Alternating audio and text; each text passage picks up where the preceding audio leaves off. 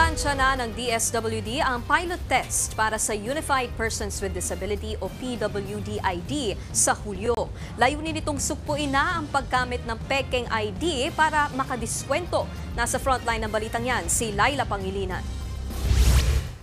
Kamakailan lang nang maipaulat ang talamak na paggamit ng pekeng PWD o Persons with Disability ID para makakuha ng discount, gaya sa mga restaurant. Pero mapipigilan na yan sa ilulunsad na Unified PWD ID ng Department of Social Welfare and Development. Layunin itong masiguro ang tamang pagkakakilanlan ng persons with disability sa buong bansa sa pamamagitan ng centralized database. Mula Hulyo hanggang Disyembre ngayong taon, magsasagawa muna ng pilot test ng Unified PWD ID sa 32 LGU. Katumbas yan ng nasa 200,000 kapatid nating PWD. They can real-time check if verified or not verified ang issued digital or physical ID to the persons with disability.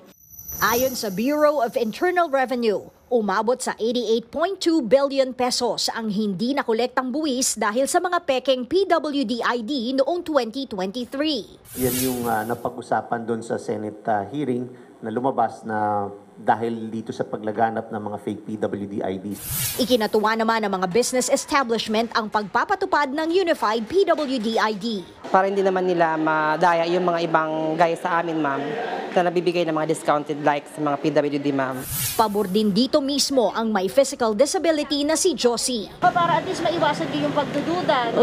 Masakit sa kalooban, lalo na parang tingin sa'yo, parang nagkukunwari ka lang na may kapansanan. Bagamat kailangang mag-re-apply ulit ng lahat, libre ang application. Siniguro rin ng DSWD na habang hinihintay ang physical PWD ID, pwede nang i-avail ang mga benepisyo nito gamit ang digital ID na agad-agad ding magagamit. While the applicant is waiting for the physical ID, he or she can already use the digital ID generated through that system. So there will be no hampering of services. Nagbabalita mula sa Frontline, Laila Pangilinan, News 5.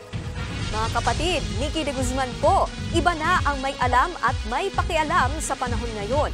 Para sa tuloy-tuloy na balitaan sa Frontline kahit weekend, mag-follow at mag-subscribe sa social media pages ng News 5.